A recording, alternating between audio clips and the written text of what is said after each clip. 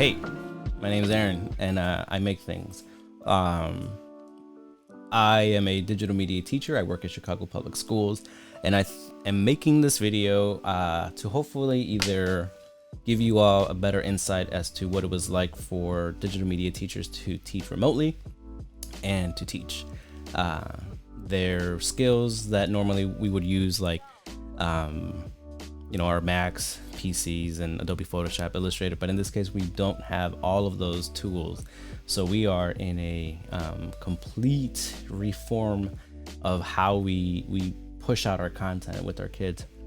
I'd like to show you some tips and tricks that I decided to use throughout my first week. That way, it made it a little easier for me to manage. But I know that if I didn't do some of the things I did, it would have definitely been a confusing and very frustrating time. But luckily, I think that I planned out enough that it worked out okay.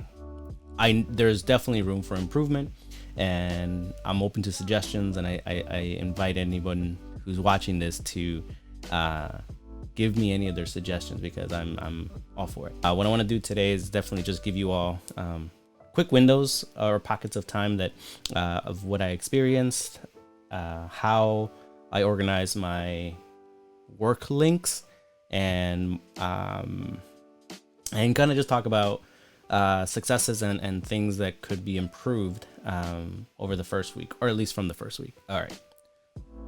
One quick tip that I have for anyone who is in trouble of getting light sources, so that their webcam or whatever it is that you're using, you are filling up completely, is I use literally a square. And as you can see, as I navigate the square, it actually transitions the light source from right to the left. So that's, I turn up my brightness, and then I just have this white square so that it's constantly giving me some light source, and I'm not always drowning out. The first week was pretty dim outside, a lot of rain and a lot of clouds, so not enough light source coming from my front windows. One of the best ways that I organize my links is I organize them in an entire folder on my books on my Booksmart. So I really just organize them from when I'm gonna use them. So daily I go, this is my first class, my second class, my third class. This year, I have a full schedule of digital media levels 1 through 3. Normally in regular class, in a regular classroom with their lab, a Mac lab, where each student has an opportunity to work with Adobe Photoshop, Premiere, and Illustrator. In this case, we do not. So we are opting into using a lot of the free mobile apps that they have available. I also know that there are resources online for free editors, emulators that look just like Photoshop, and other things that you could really ask for in terms of creating digital content. So I'll give you a window to what my weekly schedule looks like. And I've made this for all of my students, or at least all of my classes, right? So I have my digital media 2. We go from Monday, Tuesday, Wednesday, Thursday, Friday. And really this kind of gives you a window, right? So what I decided to do my first week was give the students an opportunity to talk with themselves, talk to each other, and then kind of like just, bring up some conversations that they just have not been having. Go ahead, Haley. I put that little picture on the right where it says getting homework when school's out for coronavirus. Mm-hmm. Because I don't think we should have homework, to be honest. Okay.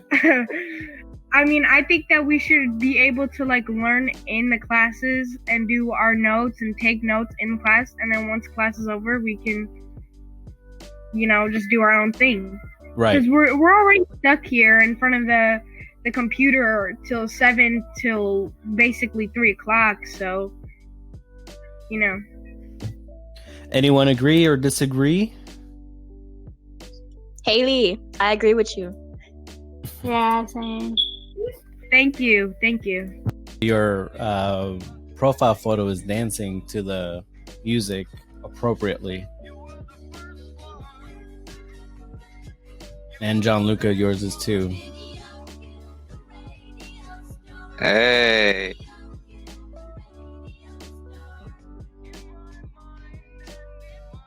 Do you see it?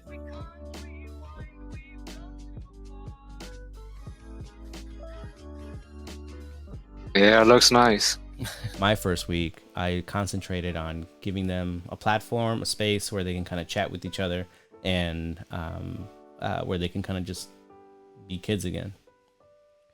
My first week is about getting to know them.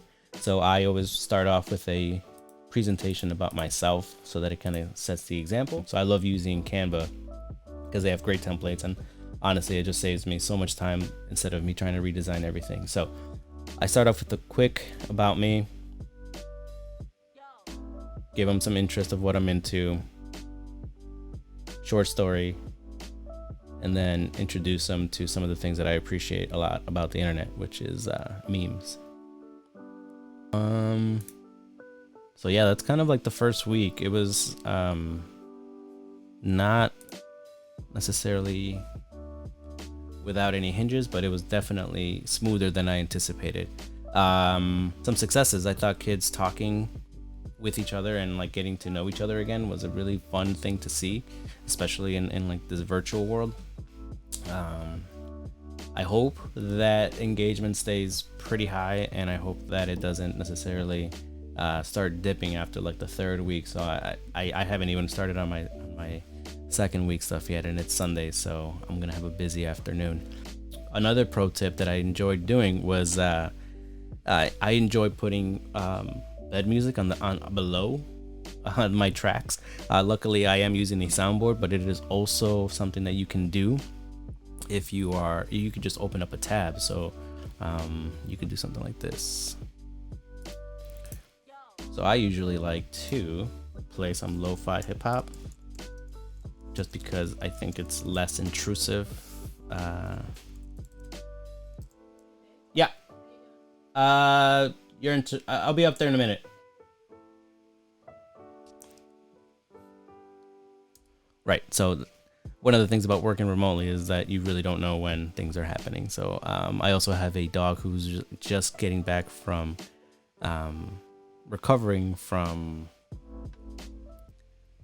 a knee surgery, and he will have and make noises upstairs while I'm not while I'm trying to teach. So things like this are kind of one of those unexpected things. You just have to roll with it, right? But yeah, I don't know if this was helpful or not. Let me know. I can get more detailed on any part or anything else that you'd like for me to try and figure out with you. Yeah, we'll see how this worked out.